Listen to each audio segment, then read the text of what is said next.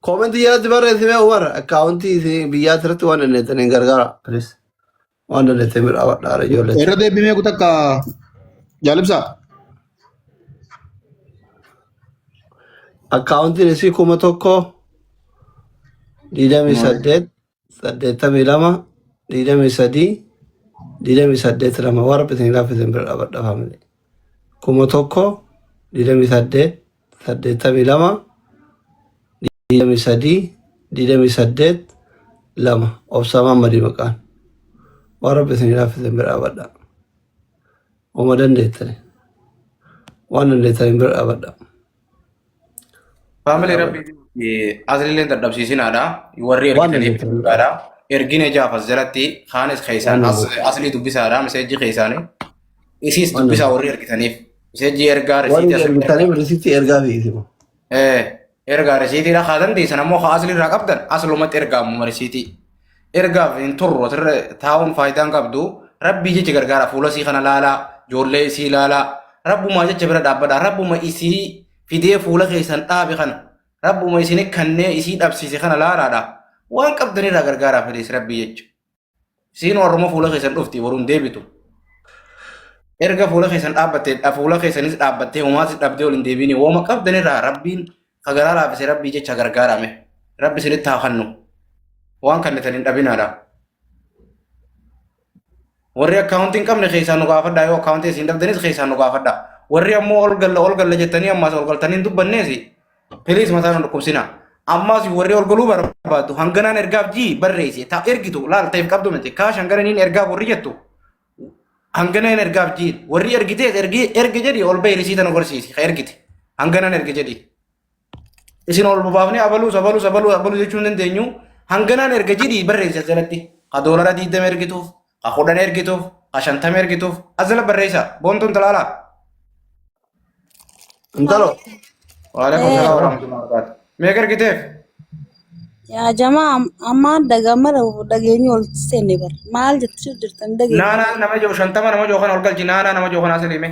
Doolara shantama jechuun jirti fakkaatti. Abbaa manaa kiyya jalaa qabanii galchanii ilmaan akkitti dhiisee dalagadhu dhabee jetti.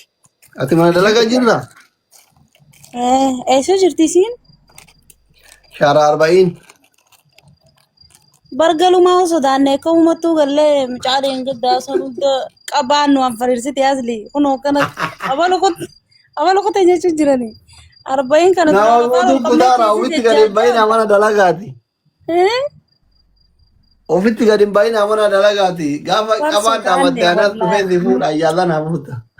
Astagfirullah. Asli dhageeffatu mana 40 keessaa afaan ol qabnee jajjaajuun keenya lolamu gisee galleessi bargaluma sodaannee tuuttuu qabannee tattaa jira firaa mana arabaati.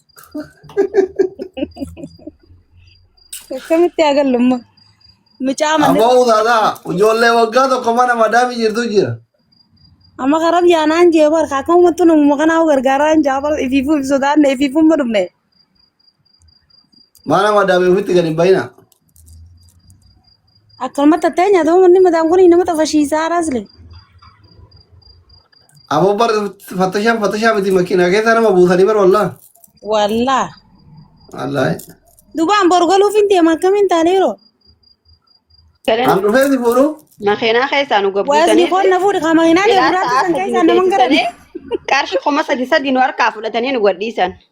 Eessatti bakka yoon miidhagan san irraa nama guuran jan shaara maareessan shaara huccuu sun qaba. Ati duuba akka saanaa muniira maaliif harkan kan danne deeyitee warra nama qabsanii ijoollee itti wajjin. Haa ilmaan kan akkamiin godha godhanii kiyyaa yoomiyaan dalagaa bar yoomiyaan karaarra deemee dalagaa silaa ilmaan gizeena qaban ilmaan naa fidanii rakkoo miti wal ilmaan kiyyaa mana hidhaa san keessatti as jabaabbaleeyyan. Aboo mana hidhaan seenaniin ilmaanii rabbi sodaadhu.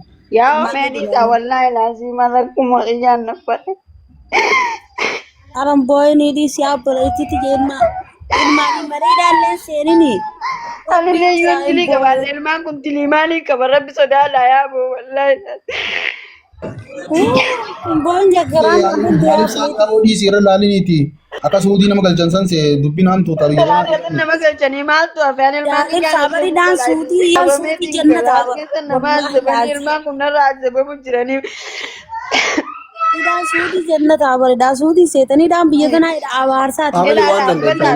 Dhaabbatanii faqaara baadhaan si guggubanii barachiqee Wanni Rame waan dandeessu rabbii jaalaati inshallah. mucaa oolna fimee. Kami? Ilmis mana hidhaan seenini yoo galuu sii basiixa taatee woo maraasaasa maal ooman olii biyyatti hin galtu harkatti obbayeeti ilmaaniinillee mana hidhaan seenini Oromoon ni jirti. Meeqaatu mee ijoollee teetiif atillee walumaanuu gara biyyaa si galcha obboleetti. Muniira. Hangan jeetis ka Izaabeetis saba dha'uu waan beeku waan rabbiin na hire wali qabadheetuma akkasi firraa ilmaan kana galfadheen.